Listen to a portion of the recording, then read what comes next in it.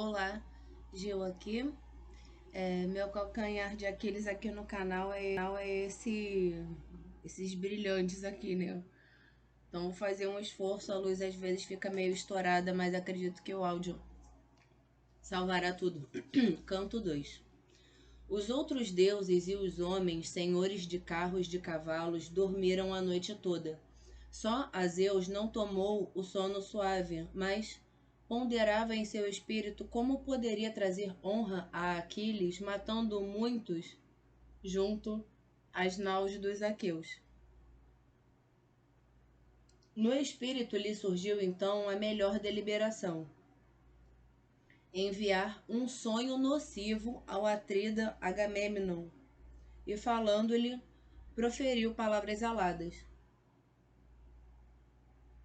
Vai agora, ó sonho nocivo, até as naus velozes dos aqueus. Quando chegares à tenda do atrida Agamemnon, com verdade lhe diz tudo como te ordeno. Manda-o armar depressa os aqueus de longos cabelos, pois agora lhe seria dado tomar a cidade de amplas ruas dos troianos, porque se não dividem já os imortais que no Olimpo têm sua morada, a todos convenceu Hera suplicante, mas concedemos-lhe que ganhe a glória. Assim falou. Partiu o sonho, assim que ouviu as palavras. Chegou rapidamente às naus velozes dos aqueus e foi ter com o atrida Agamemnon. Encontrou-o a dormir na tenda. Sobre ele se derramava o sono imortal. Postou-se junto à sua cabeça com a forma do filho de Neleu, Nestor, a quem entre os anciãos mais honrava Agamemnon. Assemelhando-se a ele, assim lhe falou o sonho divino. Tu dormes, ó filho do fogoso Atrida. Tu dormes, ó filho do fogoso Atreu, domador de cavalos. Não deve dormir toda a noite o homem aconselhado a quem está confiada a roste, a quem tantas coisas preocupam? Mas agora presta rapidamente atenção. Sou o mensageiro de Zeus, que, embora esteja longe, tem grande pena e se compadece de ti. Manda armar depressa os aqueus de longos cabelos, pois agora te seria dado tomar a cidade de amplas ruas dos troianos. Porque se não dividem já os imortais que no Olimpo têm a sua morada, a todos convenceu Hera suplicante, mas sobre os troianos pousam desgraças vindas de Zeus. Mas tu guarda isto no teu espírito, que o ouvido se não apodere de ti, quando te largar o sono doce como o mel.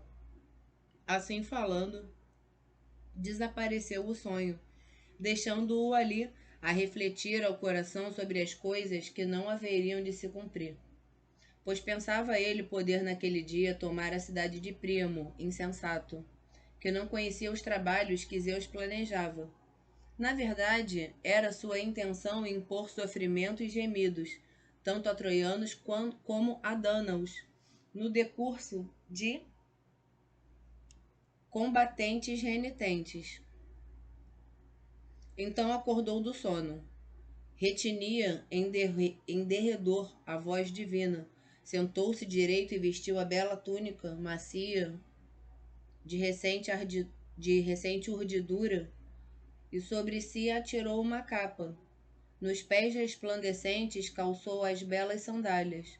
Aos ombros atirou uma espada cravejada de prata e tomou o cetro paterno imperecível para sempre, com o qual se dirigiu às naus dos aqueus vestidos de bronze.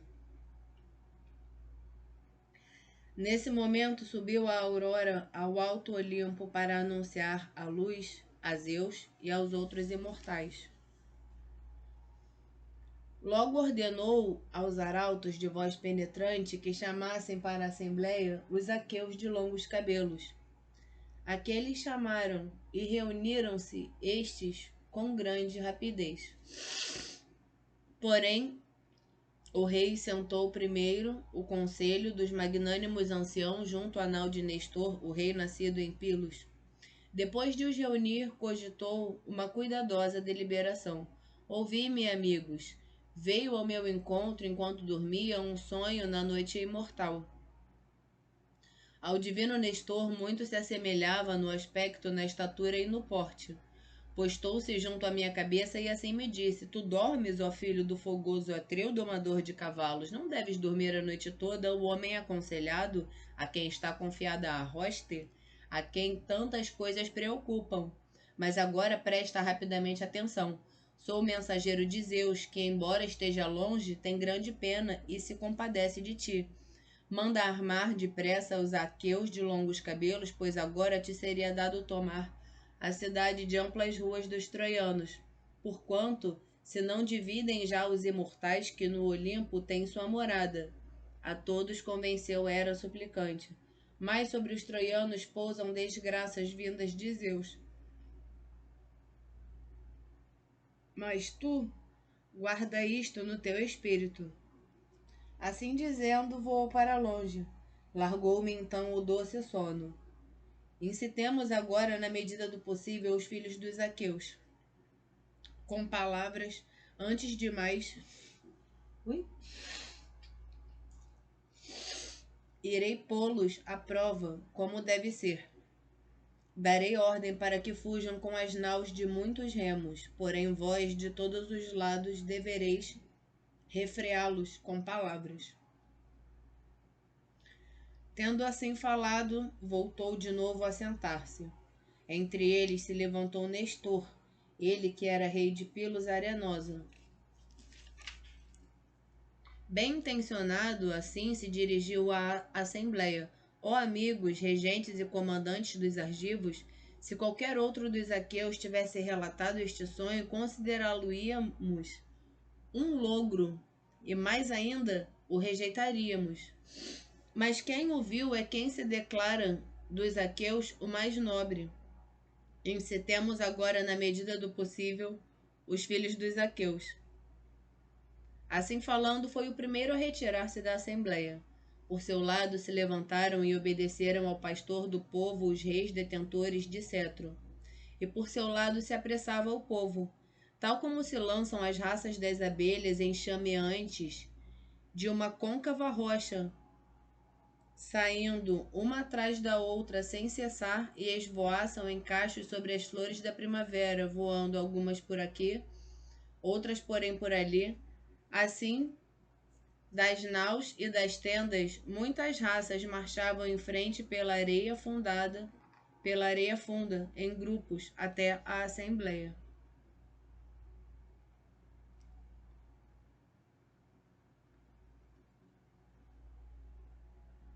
Entre eles, lavrava como fogo o rumor, mensageiro de Zeus, impelindo-os a reunirem-se. Em agitação turbulenta estava a assembleia, e a terra gemeu sob o peso dos homens sentados. Ouviam-se berros, e com seus gritos tentavam 9 arautos contê-los, para que parassem de berrar e ouvissem os reis criados por Zeus.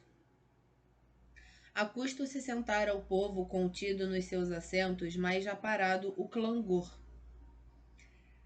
Levantou-se o poderoso Agamêmnon, segurando o cetro que, com seu esforço, fabricara Hefesto. Hefesto deu-o depois a Zeus Cronida soberano, e por sua vez o deu Zeus ao forte matador de Argos. Hermes soberano, que o deu a Pélope, condutor de cavalos, por sua vez, de novo o deu a Pélope a Atreu, pastor do povo. E Atreu, ao morrer, deixou-o a Tiestes, dos muitos rebanhos. Por sua vez o deixou Tiestes a Agamêmnon para que o detivesse, assim regendo muitas ilhas e toda a região de Argos. Apoiando contra o cetro, assim falou ele aos argivos: Ó amigos, heróis dos Dânaos e escudeiros de Ares, Grandemente me iludiu Zeus Cronida com grave desvario, Deus duro, que antes me prometera, inclinando a cabeça, que eu regressaria para casa depois de saquear Ilion de belas muralhas. Mas agora congeminou um dolo maldoso e mandou-me voltar, sem glória, para Argos, depois de ter perdido tanto povo. É assim o bel prazer de Zeus, de supremo poder, que deitou por terra as cabeças de muitas cidades, e a outras ainda fará o mesmo. É que sua é a força máxima, pois esta é uma vergonha de que ouvirão falar os vindouros, que deste modo em vão uma hoste tão numerosa e valorosa de aqueus uma guerra guerreou, escusada, e lutou contra homens em menor número, sem que por fim se visse qualquer finalidade. Se na verdade quiséssemos, tanto aqueus como troianos, celebrar leais juramentos para contarmos ambos os lados, e que se reunissem os troianos, tantos quantos habitam seus lares, e se nós aqueus nos organizássemos em grupos de 10, e se cada grupo escolhesse um troiano como escansão, muitos grupos de 10 não teriam quem lhes vertesse o vinho.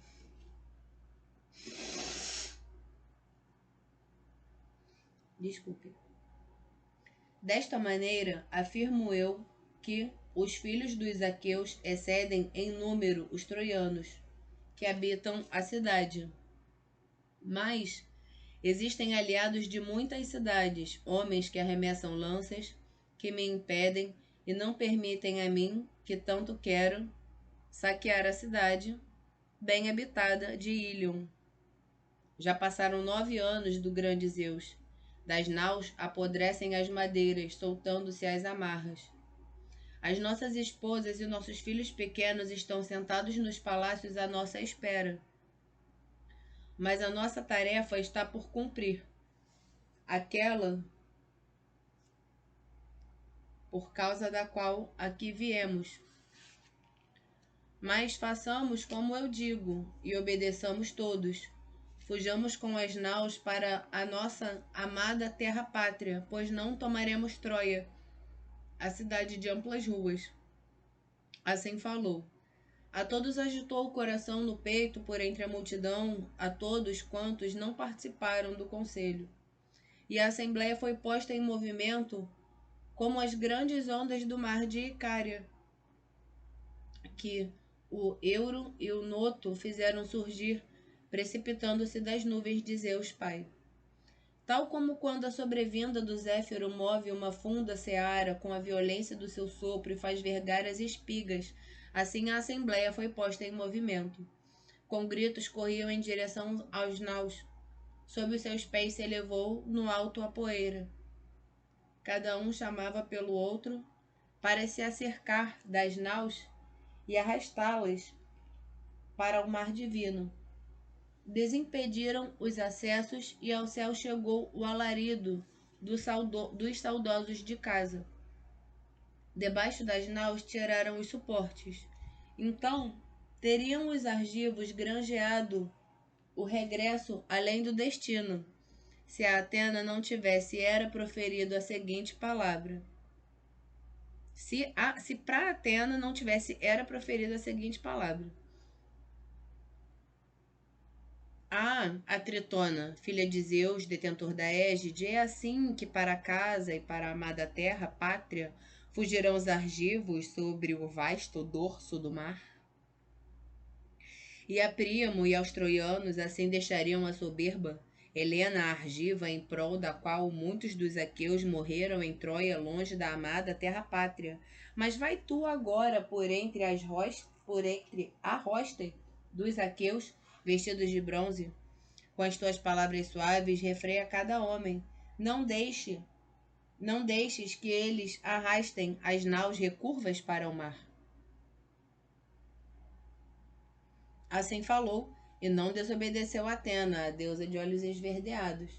Lançou-se veloz dos píncaros do Olimpo e rapidamente chegou às naus velozes dos aqueus. Encontrou em seguida Ulisses igual de Zeus em conselho, em riste, pois na nau bem construída não pusera ainda a mão, uma vez que a dor se abatera sobre o espírito e o coração.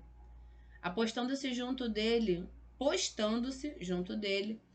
assim lhe disse Atena de olhos esverdeados, filho de Laertes, criado por Zeus, Ulisses de mil ardis, e deste modo que para a vossa amada terra-pátria fugireis, precipitando-vos para as naus de muitos remos? E a Príamo e aos troianos assim deixaríeis a soberba, Helena argiva, em prol da qual muitos dos aqueus morreram em Troia, longe da amada terra-pátria? Mas vai agora por entre a hoste dos aqueus, não fiques para trás. Ai, que nojo. Não fiques para trás, com as tuas palavras suaves refreia cada homem, não deixes que eles arrastem as naus recurvas para o mar. Assim disse, e ele reconheceu a voz da deusa que lhe falava. Caminhou depressa, atirando a capa ao chão, que apanhou o escudeiro Euríbates de Ítaca, que o servia. Foi ter com Agamêmnon, filho de Atreu, e dele recebeu o cetro paterno, imperecível para sempre. Segurando-o foi por entre as naus dos aqueus vestidos de bronze. Se porventura encontrava um rei ou outro homem nobre, aproximava-se dele e com palavras suaves o refreava. Desvairado, parece mal assustares-te, como se fosses um covarde. Senta-te agora e manda também sentar-se o teu povo, pois não sabes ainda ao certo a intenção do Atrida, que agora os põe à prova, mais depressa castigará os filhos dos aqueus. Não ouvimos nós, todos, no conselho, aquilo que ele disse? Que encolerizado ele não faça mal aos filhos dos aqueus, pois orgulhoso é o coração dos reis criados por Zeus. E é de Zeus que vem a sua honra. Ama-os Zeus, o conselheiro. Mas, se porventura via um homem do povo metido numa rixa, batia-lhe com o cetro, repreendendo-o com estas palavras: desvairado, senta-te, sossegado, e ouve o que dizem os outros, melhores que tu. Não passas de um covarde, de um fraco? Não serves para nada, nem na guerra, nem pelo conselho. Não penses que aqui nós aqueus somos todos reis? Não é bom serem todos a mandar. É um que manda. Um é o rei, a quem deu o cronida de retorcidos conselhos, o cetro e o direito de legislar, para que decida por todos.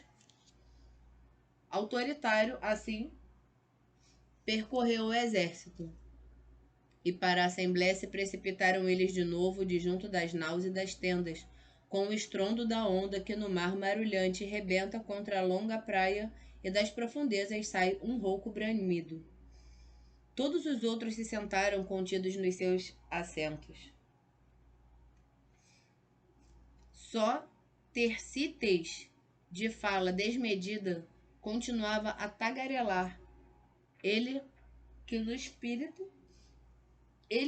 espírito tinha muitas e feias palavras sem nexo e sem propósito para vilipendiar os reis, embora o que acaso lhe ocorresse dizer fizesse surgir o riso entre os argivos.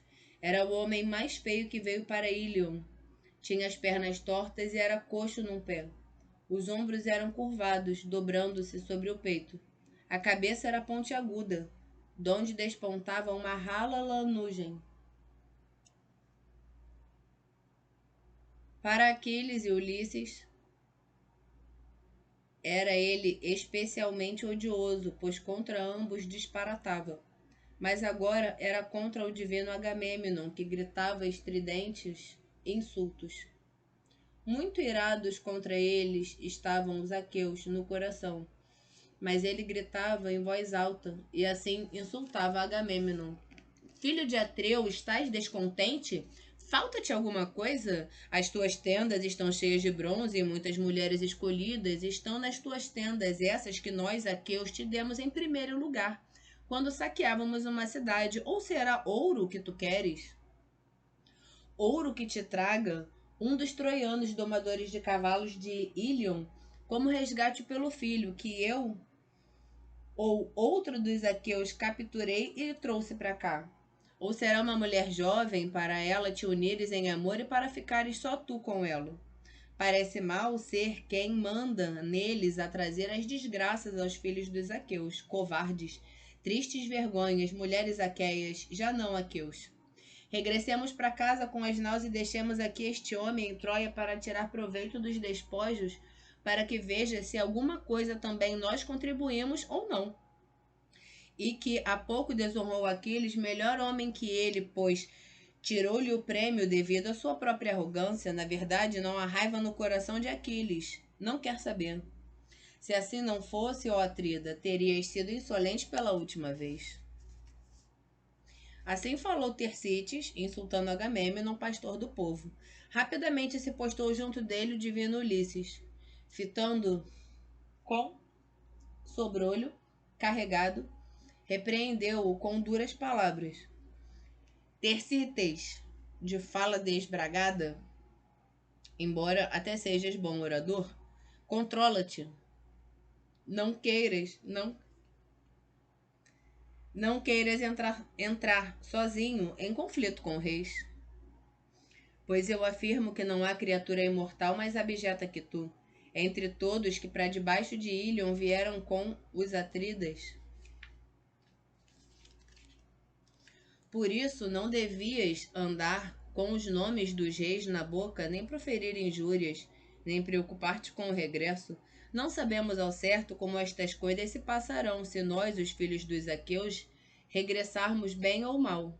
Se nós, filhos dos aqueus, regressaremos bem ou mal. Agora, contra o atrida Agamêmnon, pastor do povo, lanças insultos, porque lhe oferecem muitos prêmios os heróis dânaos. É assim que falas, com impropérios. Mas uma coisa eu te direi, coisa que se cumprirá. Se eu te encontrar outra vez a disparatar como agora, que a cabeça não permaneça sobre os ombros de Ulisses e que eu não me chame pai de Telêmaco, se eu não te agarro e te dispo a roupa, a túnica e a capa com que te cobres as vergonhas e te mando embora a chorar da assembleia para junto das naus velozes, espancado com bordoada humilhante. Assim falou, e com o cetro bateu-lhe nas costas e nos ombros. Tersites agachou-se. Copiosamente lhe escorriam as lágrimas. Logo lhe apareceu nas costas um inchaço ensanguentado, sob o cetro de ouro. Mas sentou-se amedrontado e cheio de dores, com expressão desesperada, limpou as lágrimas. Mas os outros, embora acabrunhados, riam-se aprazivelmente. Entre eles, um assim dizia, olhando de soslaio para o outro: na verdade, são aos milhares os feitos valentes de Ulisses, tanto na primazia dos conselhos como na autoridade guerreira.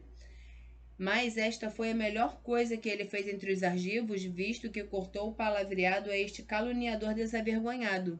Não me parece que doravante o seu coração orgulhoso de novo o encoraje a insultar reis com palavras despodoradas. Assim falava a multidão. Levantou-se Ulisses, saqueador de cidades, segurando o cetro na mão. A seu lado ia Atena, de olhos esverdeados, semelhante a um arauto, que ordenava às hostes que se calassem, de modo a que os filhos dos aqueus,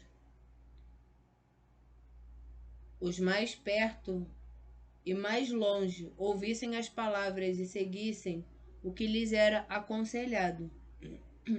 Bem intencionado assim, se dirigiu à assembleia. Atrida, de ti agora, ó soberano, querem os aqueus fazer o mais desprezado entre todos os homens mortais, nem cumprem a promessa que te fizeram quando para cá se dirigiram de Argos apacentadora de cavalos, que regressarias para casa depois de saquear Ilion de belas muralhas. É que, na verdade, Como crianças pequenas ou viúvas, eles choram uns com os outros por voltar para casa. De fato, isto é esforçoso para se voltar para casa desanimado, pois aquele que está longe da mulher um só mês sofre na nau bem construída. Esse é quem os ventos invernosos e o mar revolto mantém longe. Mas para nós chegou já volvido o 9º ano desde que aqui estamos, pelo que não levo a mal aos aqueus que sofram junto às naus recurvas. Mas é vergonhoso nos demorarmos para regressarmos sem nada. Aguentai, amigos, e permanecei mais um pouco, para sabermos se com verdade ou sem ela, Calcas vaticinou. Pois todos sabemos isto nos corações.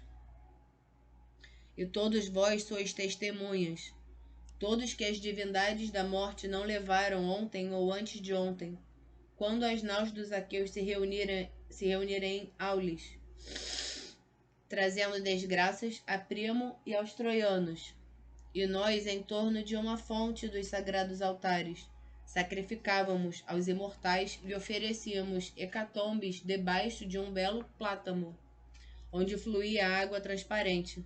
Foi então que apareceu um grande portenho, uma serpente de dorso avermelhada medonha, que o Olimpo mostrara à luz do dia, deslizou debaixo do altar e atirou-se ao plátano, onde estavam as crias de um pardal, crias inocentes, no ramo mais alto, aterrorizadas sob as folhas. Eram 8. Com a mãe que as gerara eram 9. Então a serpente devorou as crias que piavam de modo constrangedor, enquanto a mãe esvoaçava chorando pelos filhos. Porém a serpente, enrolando-se, apanhou a chorosa pela asa, mas depois que devorou as crias e o próprio pardal invisível, fez a serpente o Deus que a fizera visível. Em pedra a transformou o cronida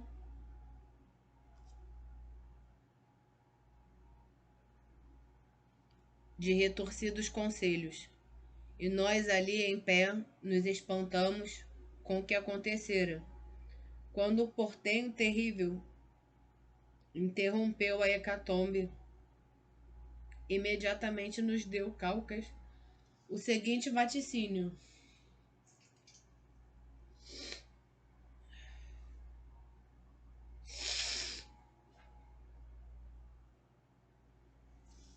Por que vos mantendes em silêncio, ó aqueus de longos cabelos? A voz mostrou este grande prodígio, Zeus conselheiro, que veio tarde, que tarde se cumprirá, mas cuja fama nunca morrerá. Tal como a serpente devorou as crias e o próprio pardal, eram 8 com a mãe que as gerara eram 9.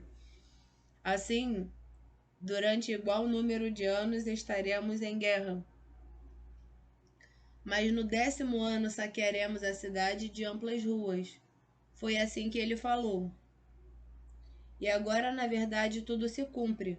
Permanecei todos aqui, ó aqueus de belas Cneimides, até que tomemos a imponente cidadela de Príamo. Assim falou. Os argivos levantaram um grande alarido e as naus em derredor ressoaram devido aos gritos dos aqueus, que elogiavam as palavras do divino Ulisses. Entre eles, então, falou Nestor de Gerênio, o cavaleiro. Na verdade, vos conduzeis a uma assembleia como se fosseis rapazinhos tolos que nada percebem dos trabalhos de guerra. Aonde foram parar os nossos acordos e juramentos? Que se lancem então no fogo os conselhos e planos dos homens, as libações sem mistura, os apertos de mão em que confiamos. Inúteis são estas altercações com palavras, visto que expediente algum conseguimos encontrar, apesar de há muito aqui estarmos. Atrida, mantém como até aqui fizeste, sem cedências, o propósito, régios argivos, conduzindo-os para tremendos combates. Deixa que estes pereçam 1 ou 2 entre os aqueus, que querem deliberar separadamente, mas daí não virá vantagem alguma. Antes que partam para Argos, antes que saibamos se é mentira a promessa de Zeus, detentor da égide. Pois eu declaro que o Cronida de supremo poder inclinou a cabeça naquele dia em que nas naus velozes embarcaram os argivos para os troianos trazerem a morte e o destino, relampejando do lado direito e mostrando portentos favoráveis. Por conseguinte, que ninguém se apresse a regressar para casa, antes que ao lado da mulher de algum troiano tenha dormido, vingando assim os estribuchamentos e lamentações de Helena. Todavia, se alguém está profundamente desejoso de regressar, que pegue então na sua nau bem construída, para que à frente de todos encontre a morte e o destino.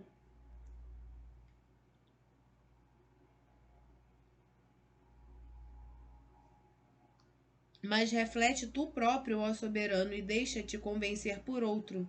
Para ti não será digna de rejeição a palavra que eu proferi. Separa os homens por raças e por tribos, ó Agamemnon, que a tribo preste auxílio cada tribo, a raça cada raça.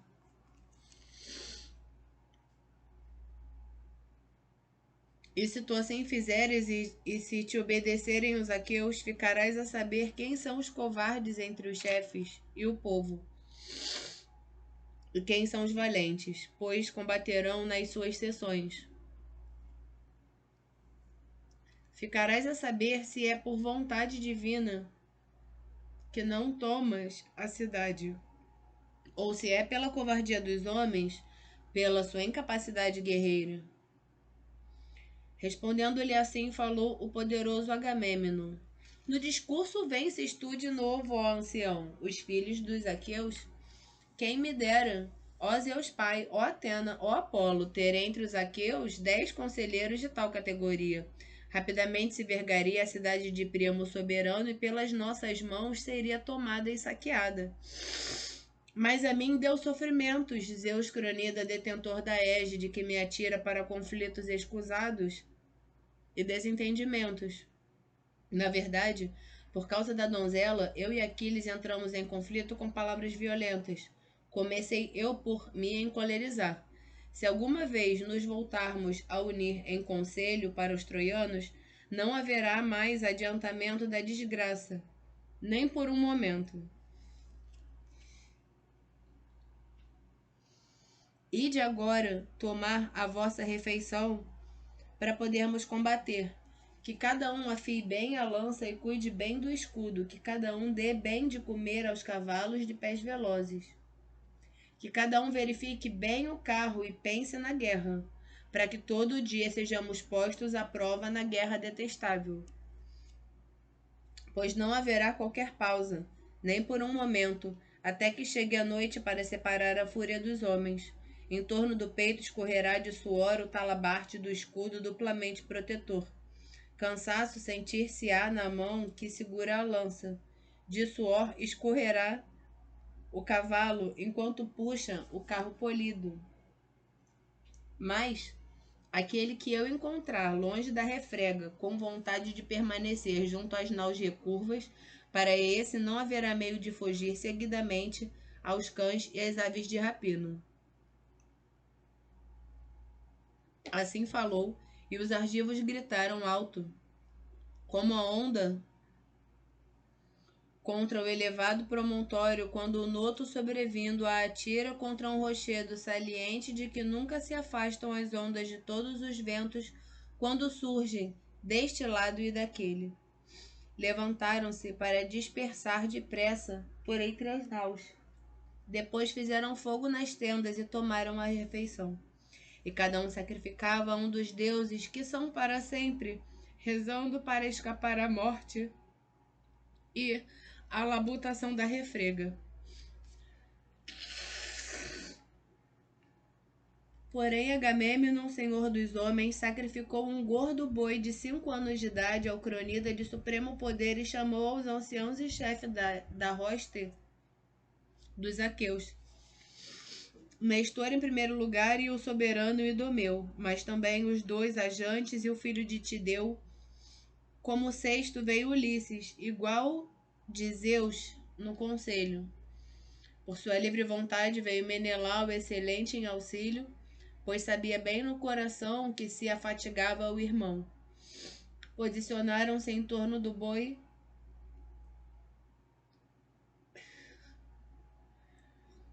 e tomaram os grãos de cevada. Entre eles rezou assim o poderoso Agamemnon: Grandiosíssimo Zeus, Máximo, ó Deus da nuvem azul, que o éter habitas, que o sol não se ponha e não sobrevenha a escuridão, antes que eu tenha derrubado a sala de banquetes de Príamo, negra de fumo, e lhe tenha destruído as portas com fogo ardente. Nem antes que tenha rasgado em torno do peito de Heitor a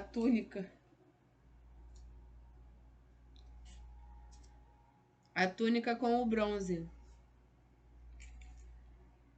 e que em volta dele muitos companheiros mordam a terra ao baterem com a cabeça no chão. Nossa. Assim falou. Mas a ele não concederia cumprimento o cronida. Aceitou o sacrifício, mas retribuiu-lhe com esforços incessantes. Depois que rezaram e atiraram os grãos de cevada, primeiro puxaram para trás as cabeças das vítimas e depois as degolaram e esfolaram. Cortaram as coxas e cobriram-na com dupla camada de gordura e sobre elas colocaram pedaços de carne crua. Assaram-nas em espeto de madeira, desnudados de folhas, e espetaram as vísceras que assaram sobre a chama de Hefesto. Queimadas as coxas, provaram as vísceras, cortaram o resto da carne e puseram-na em espetos, assaram-na com cuidado e dos espetos atiraram. Quando puseram termo ao esforço de preparar o jantar, comeram e nada lhes faltou naquele festim compartilhado. Mas quando afastaram o desejo de comida e bebida, entre eles tomou a palavra Nestor de Gerênio, o cavaleiro.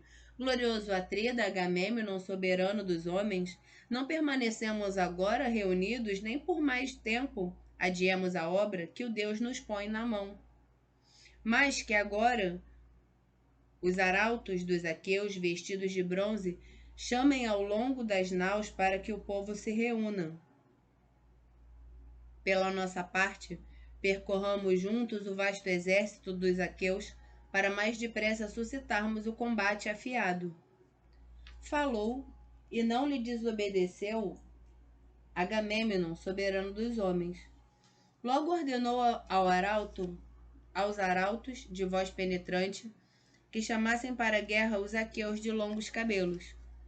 Aqueles chamaram, e reuniram-se estes com grande rapidez.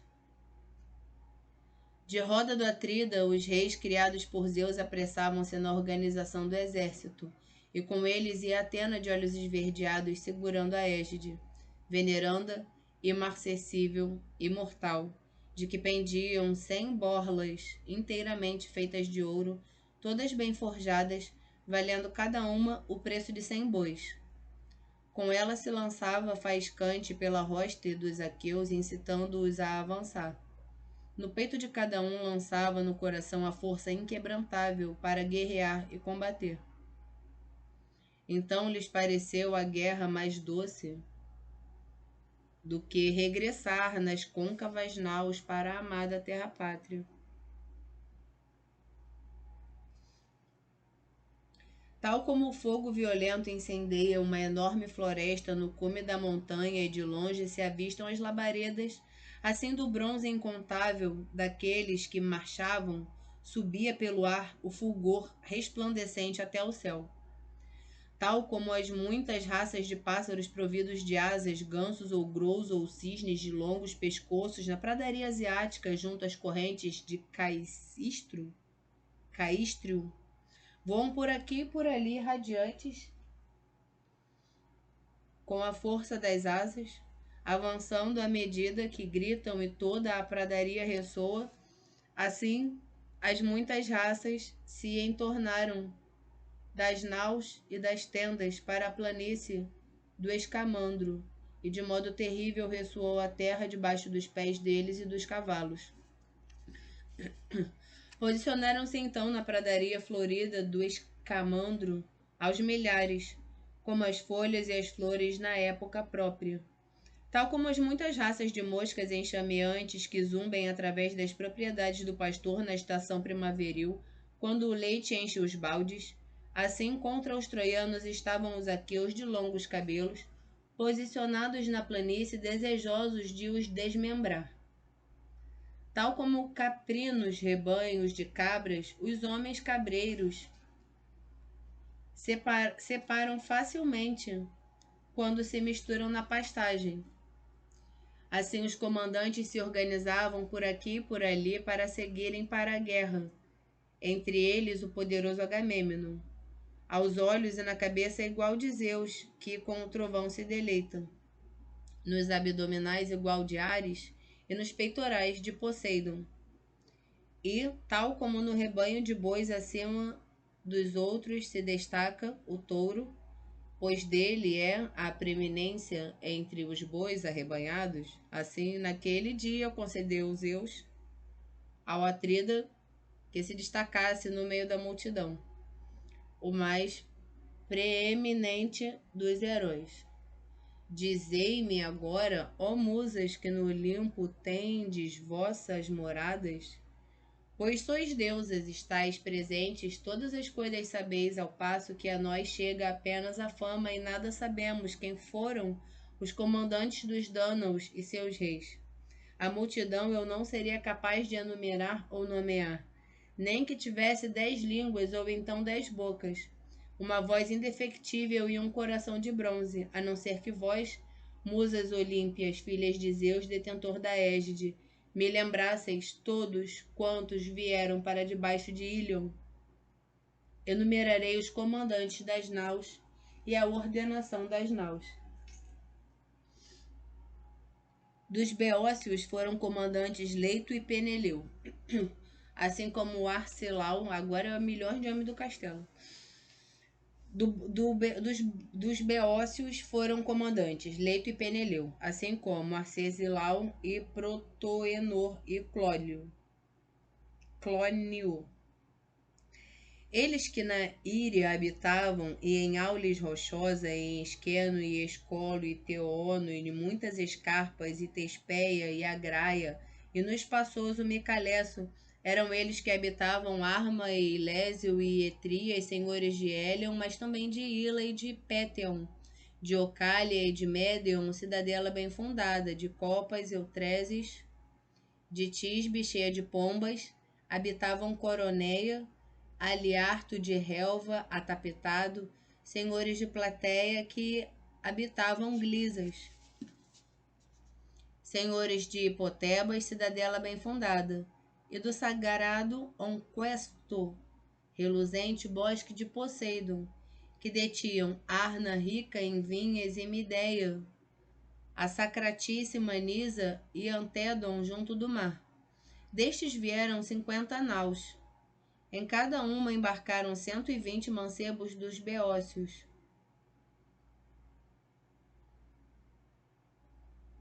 720? Não. Eram 50 naus. 120. 12 vezes 5, 60.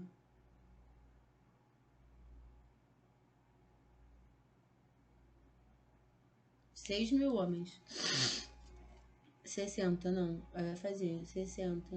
Vai fazer o 0 dos 50 e mais o 0 dos 120, tá certo. 6.000. Os que habitavam Aspledon e Orcômeno dos Mínias.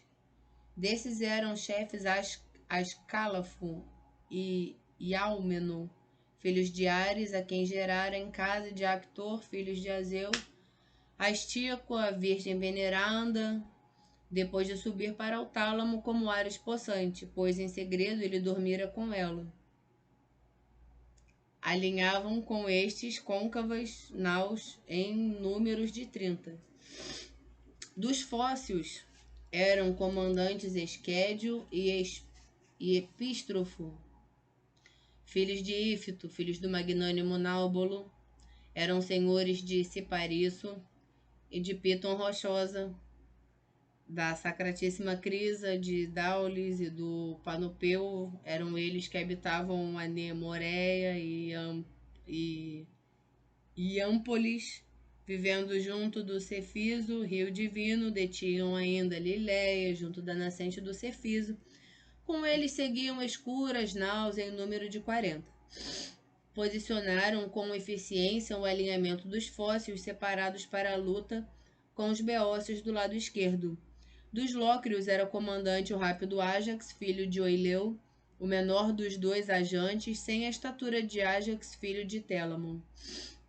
Era menor de longe. Era baixo e vestia um colete de linho, mas com a lança era superior a todos os helenos e aqueus. Eram estes que habitavam Sino e o Poente e Caliaro, Bessa e Escarfa, junto às correntes de Boagrio. Com eles seguiam escuras naus em número de 40 dos locros que habita defronte da sagrada Eubeia. Senhores de Eubeia eram os abantes, reis folegando força, que detinham Calces e Treia e Istieia, e de muitas vinhas e Cerinto junto do mar, e a cidadela sagrada de Dio. Senhores de Caristo, que habitavam Estira, deles era comandante Elefenor, Vergôntea de Ares, filhos de Calcôndone, magnânimo comandante dos abantes. Seguiam-no os velozes abantes, que usavam cabelos compridos atrás, lanceiros, desejosos de rasgar com lanças espetadas os coletes que protegiam o peito dos inimigos. Com eles seguiam escuras naus em números de 40.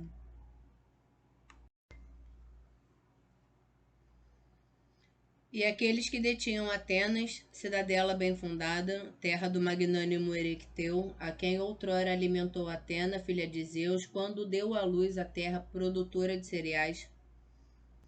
Fez com que habitasse Atenas no seu templo esplendoroso, onde, com o sacrifício de touros e carneiros, o tranquilizassem os mancebos dos atenienses, volvidos os anos. Destes era comandante Menesteu, filho de Peteu. Semelhante a ele não havia outro homem na terra capaz de alinhar carros de cavalos e homens portadores de escudos. Só Nestor com ele rivalizava, pois era ele o mais velho. Com ele seguiam escuras naus em número de 50. E de Salamino conduziu Ájax 12 naus, que posicionou junto às falanges dos atenienses. Os que eram senhores de Argos e de Tirinto, a muralhada de Hermione e de Asina, recortadas pela baía funda, Trezena e Eiônias, Epidauro, cheia de vinhas, senhores de Egina e de Mases, mancebos dos aqueus. Deles era comandante Diomedes, excelente em auxílio, e Estênelo, filho amado do glorioso Capaneu. Com eles vinham um terceiro, Euríalo, homem divino, filho do soberano Mecisteu, filho de Talau. Mas a todos eles comandava Diomedes, excelente em auxílio. Com eles seguiam escuras naus em número de 80. Os que detinham Mecenas, cidadela bem fundada, a rica Corinto e as bem fundadas Cleonas, onde habitavam Ornéas e a agradável Aretíria e Sicyon, onde primeiro reinou Adrasto, e os que detinham Hiperésia e a íngreme Gonoessa, senhores de Pelena, que habitavam Égion, todo o Egíalo e por toda a ampla hélice. Deles comandava 100 naus o poderoso Agamêmnon, filho de Atreu, e com ele seguiam as melhores e mais numerosas hostes. Ele próprio, vestido na sua glória de bronze viril, destacando-se no meio de todos os heróis. porque era dele o mais nobre e comandava a hoste mais numerosa. Os que detinham a ravenosa Lacedemônia, cheia de grutas, Fares e Esparta, e Messa, cheia de pombas, que habitavam Briseias e as agradáveis Algeias, senhores de Amíclas e de Elo, cidadela junto ao mar, eles que detinham Lás e habitavam Étilo, deles comandavam o irmão Menelau, excelente em auxílio, e 60 naus separadamente alinhadas. Entre elas se movimentava confiante na própria vontade, incitando-os à guerra. Muito queria ele no coração vingar os estribuchamentos e lamentações de Helena. Os que habitavam Pilos e a agradável arena triam a travessia do Alfeu e o bem fundado Epe.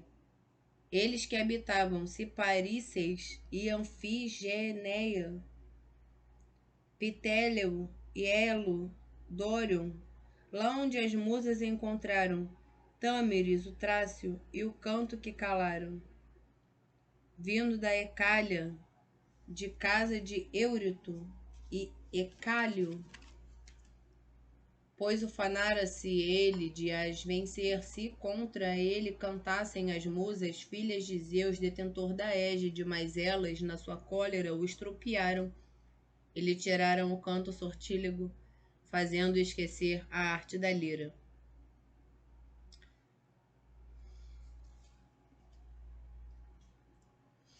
Destes era comandante Nestor de Gerênia, o cavaleiro,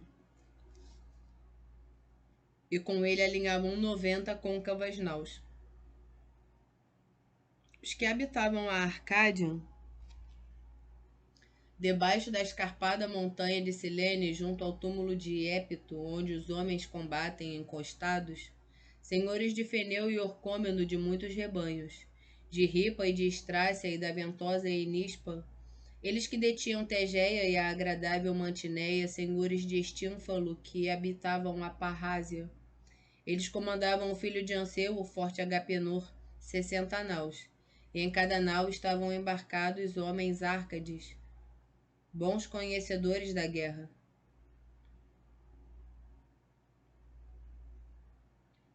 A eles dera o próprio Agamemnon, senhor dos homens, as naus bem construídas, para a travessia do mar cor de vinho, oferta do Atrida, porque a navegação em nada os interessava. E os que habitavam Buprásion e a Hélide divina, toda a região que Hermínia e Mírceno, junto do mar, e a rocha Olênia e Alésion delimitam. Destes havia 4 comandantes e 10 naus velozes seguiam cada comandante depois de embarcados muitos epeus.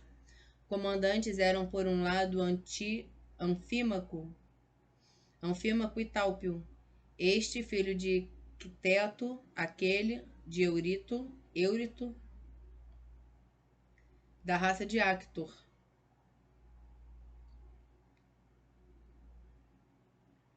Por outro lado, o filho de Amarinceu, Diores, possante.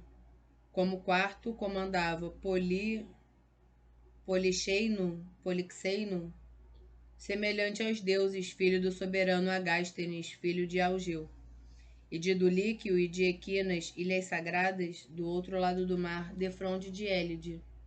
Destes era o comandante Meges, igual a Ares, filho de Fileu, a quem gerara o cavaleiro Fileu de Leto de Zeus, que outrora viera para Dulíquio, irado contra o pai. Com ele seguiam naus escuras naus em número de 40. E Ulisses comandava os magnânimos cefalênios, que habitavam Ítaca, e o Nériton, coberto de árvores agitadas pelo vento, senhores de Crocileia e da áspera Egílipe, que detinham Jacinto e habitavam Samos, senhores do continente e habitantes da orla marítima. Destes era comandante Ulisses, igual de Zeus no conselho. Com ele seguiam 12 naus de rebordos vermelhos. Dos etólios era o comandante Tos, filho de Andremon, eles que habitavam Pleuron e Óleno, e Pileno e Calcis, junto do mar, e Cálidon rochosa, é que não viviam já os filhos do magnânimo Eneu, nem ele próprio era vivo, nem o loiro Meleagro, a quem fora ordenado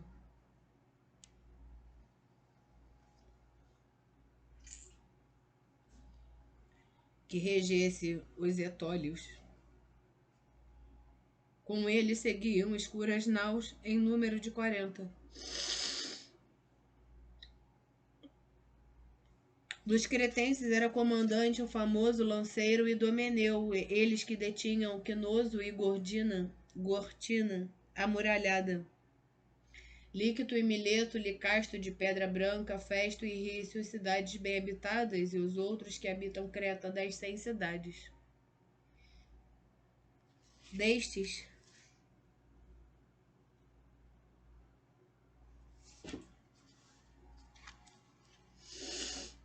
Destes eram comandantes o famoso lanceiro Idomeneu e Meriones, igual a Eniálio, matador de homens. Com eles seguiam escuras naus em número de 80. E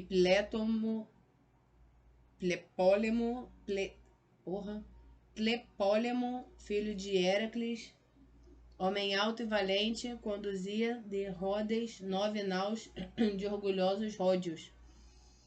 Eles que habitam Rhodes, dividido em 3, Lindo e Eliso e Cameiro, de Pedra Branca. Destes era o comandante o famoso lanceiro Tlepólemo.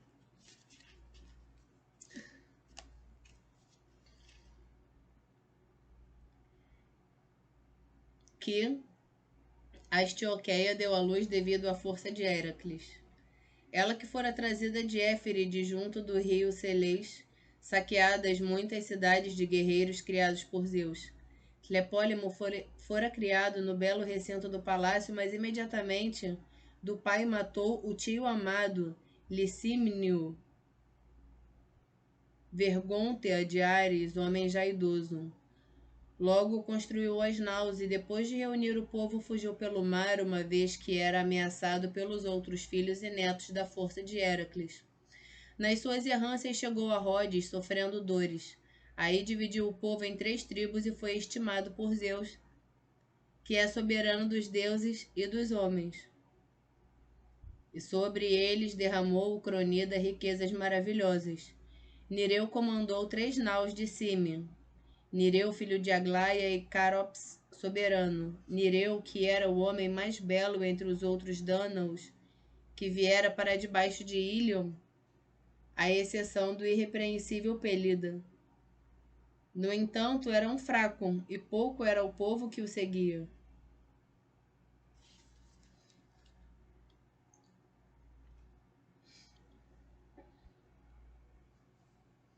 E os que detinham Nisero, e Crápato, e Caso, e Cós, cidade de Eurípilo, e as ilhas Calídnias, desde eram comandantes Fidino e Antifo, ambos filhos de Téssalo, filho de Héracles. Com eles alinhavam 30 côncavas naus.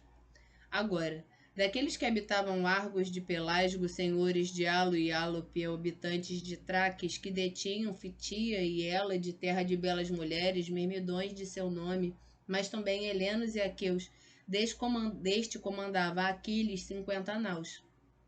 Porém, não era na guerra dolorosa que fixavam os pensamentos, pois não havia quem os comandasse nas linhas de combate.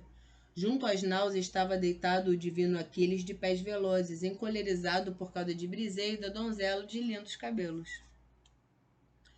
que ele trouxera de Lirnesso após grandes esforços, quando destruiu Lirnesso e as muralhas de Tebas, tendo derrubado os lanceiros Mines e Epístrofo, filhos do soberano Eveno, filho do Selepo. Por causa dela estava Aquiles deitado em sofrimento.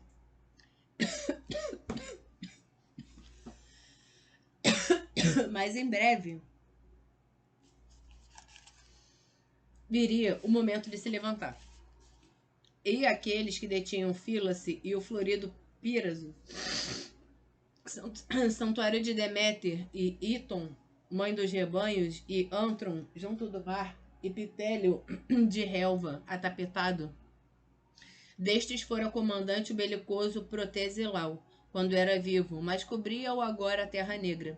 Com ambas as faces dilaceradas, a esposa ficava em fila-se na casa incompleta, enquanto ele matara o Dárdano, quando saltava da nau de longe o primeiro dos aqueus. Porém, não ficaram sem comandante, apesar das saudades, mas comandava os Podarces, Vergôntea de Ares, filho de Íficlo, filho de Fílaco, rico em rebanhos, ele próprio, irmão do magnânimo Protesilau, nascido depois, mas o outro era melhor e mais velho, o belicoso herói Protesilau. Deste modo, às hostes não faltava um chefe, apesar das saudades daquele valente. Como eles seguiam escuras naus em número de 40. Com eles seguiam escuras naus em número de 40. E aqueles que habitam feras junto ao lago de Bebês, Beba e Gláfiras e a bem fundada Iolco. Destes comandava 11 naus o filho amado de Admeto, Eumelo, que para Admeto deu à luz a divina entre as mulheres. Alceste a mais excelsa na beleza das filhas de Pélias, e os que habitavam Metona e Talmácia, senhores de Melibeia e da áspera Ulison.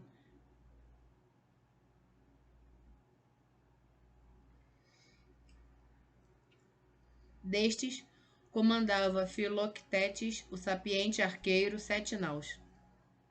Em cada uma tinha embarcado 50 remadores, bons conhecedores no combate com arco e flecha, pois ele jazia agora numa ilha em grande sofrimento, na Sacra Lemnos, onde o deixaram os filhos dos aqueus padecendo da ferida horrível de uma venenosa serpente.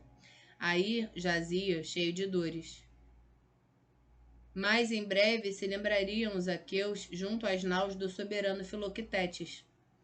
Porém, não ficaram sem comandante, apesar das saudades, mas comandava os Médon, filho do ilegítimo Oileu, que Rena dera à luz para Oileu, saqueador de cidades. E aqueles que detinham Trica e Itoma das muitas escarpas, senhores da Ecálio, cidade de Eurito, o Ecálio, destes eram comandantes 2 filhos de Asclépio, excelentes médicos. Asclépio é da medicina. Excelentes médicos, Podalério e Macaon. Com eles alinhavam 30 côncavas naus. E os senhores de Ormênio e da fonte Hipereia, onde habitavam Asterion e os brancos cumes do Títano. Destes eram comandantes Eurípilo, glorioso filho de Evemon. Com eles seguiam escuras naus em número de 40. E os que detinham Argissa e habitavam Girtono, Horta e Elona e a cidade branca de Loosson, destes era um comandante o paciente guerreiro Polipétes, filho de Pirítou, gerado por Zeus imortal. Deu à luz para Pirito a famosa Hipodamia, no dia em que se vingou dos centauros hirsutos, escorraçando-os de Pélion em direção a Etíceis. Não vinha só, pois com ele estava Leontreu, Vergôntea de Ares, filho do magnânimo Corono, filho de Seno. Com eles seguiam escuras naus em número de 40. Eu tava achando que era meia dúzia de gato pingado, mas agora que eu tô entendendo que o bagulho era frenético. Guneu comandou de Sifo 22 naus, com eles vinham, que até ter porto pra parar isso aí é foda, né? Guneu comandou de Sifo 22 naus. Por causa da porra da Briseida. Caralho, gente. É isso. Guerra de Troia. Welcome.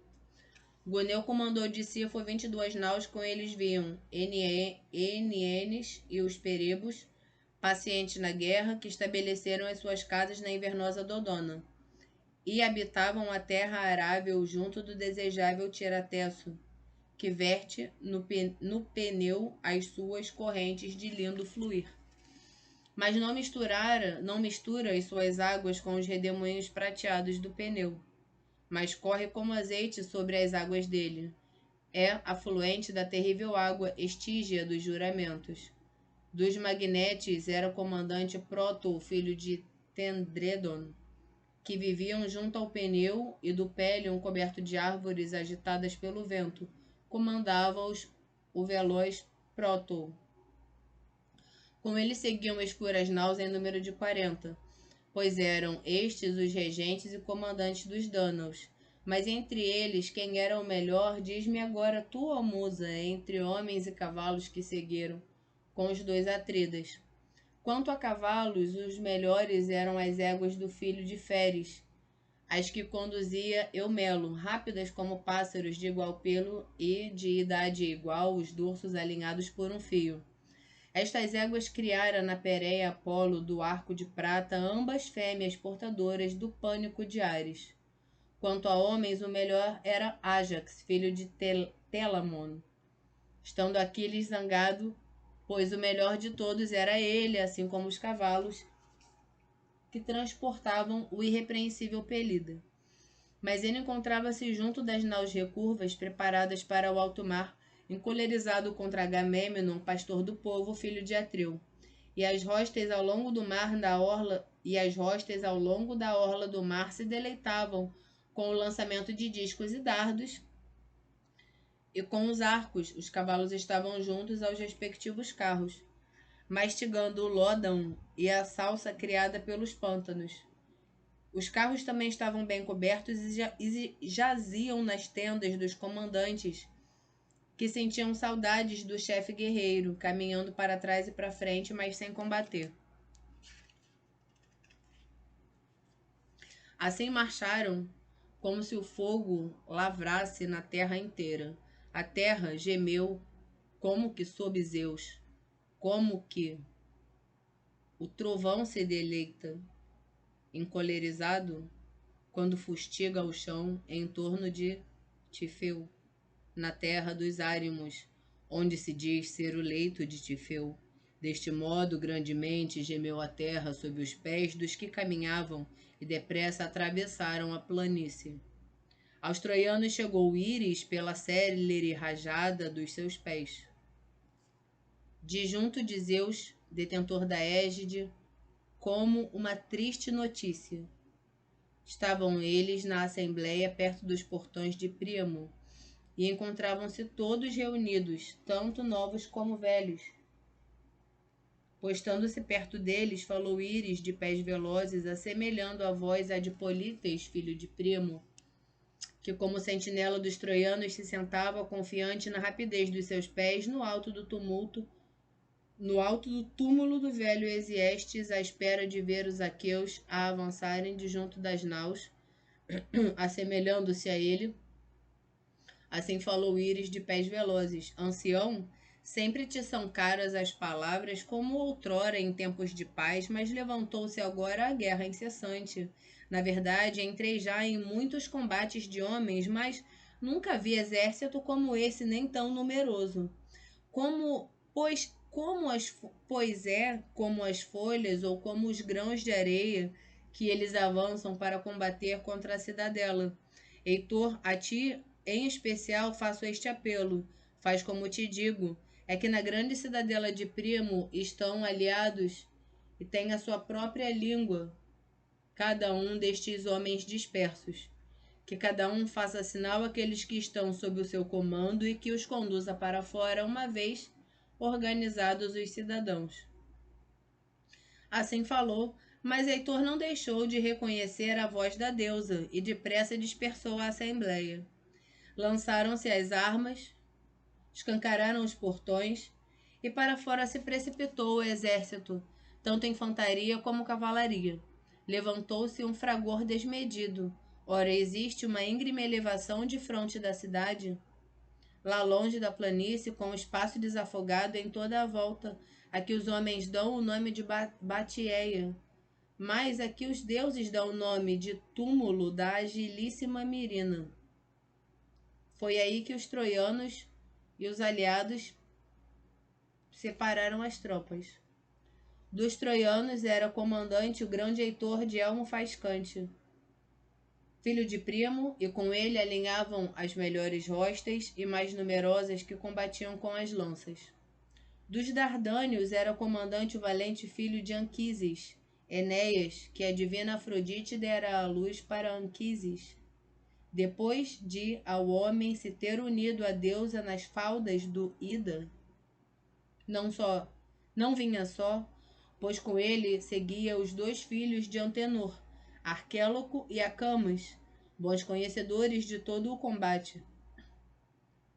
Aqueles que habitavam Zeleia no sopé do Ida. No sopé do Ida. Homens ricos que bebem a água negra do Esépo. Troianos.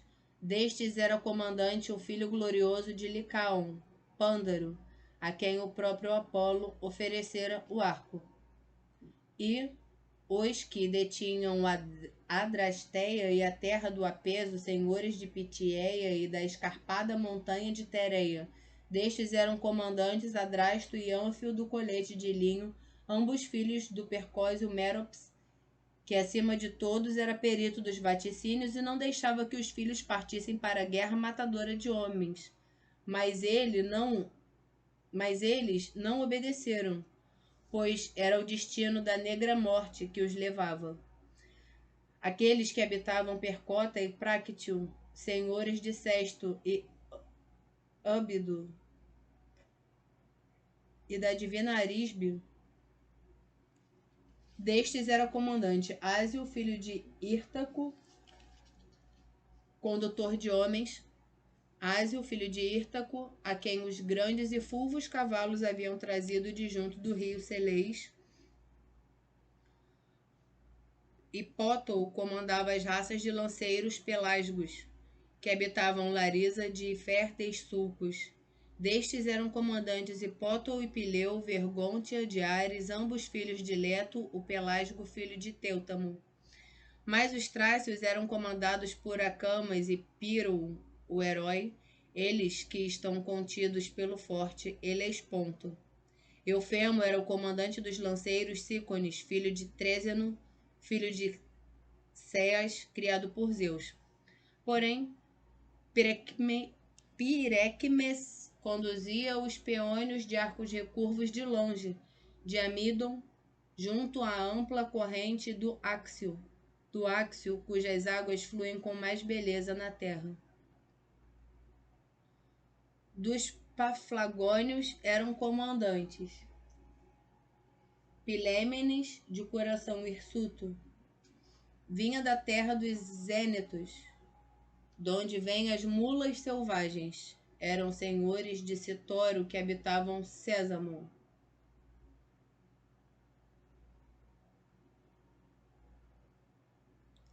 Tinham suas famosas moradas em torno do rio Partênio, assim como Crômena e Egíalo e os sublimes Eritinos. Mas dos Alizonas eram comandantes Ódio e Epístrofo da longínqua Álibe, o local de nascimento da prata. Dos Mísios eram comandantes Cromes e Ênomo, o Álgore. Porém, não evitou o destino da morte, apesar dos augúrios, mas foi subjugado no rio às mãos do veloz Aquiles quando dizimava os troianos e também outros. Forces e o divino Ascânio comandavam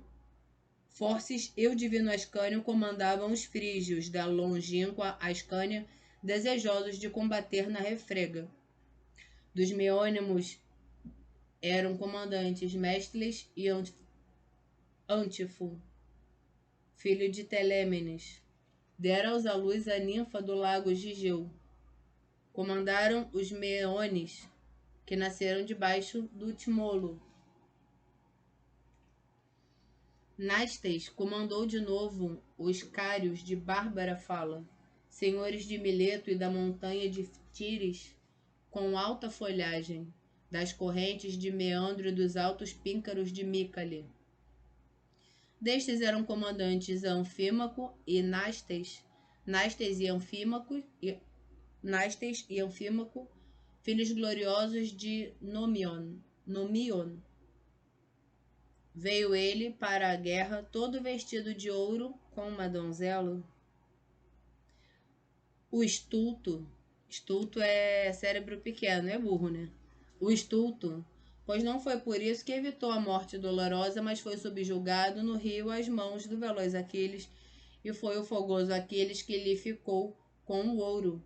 E Sarpedon e o irrepreensível Glauco eram comandantes dos lídios, da longínqua Lídia, de junto dos torvelinhos do Xanto. Fim do canto 2.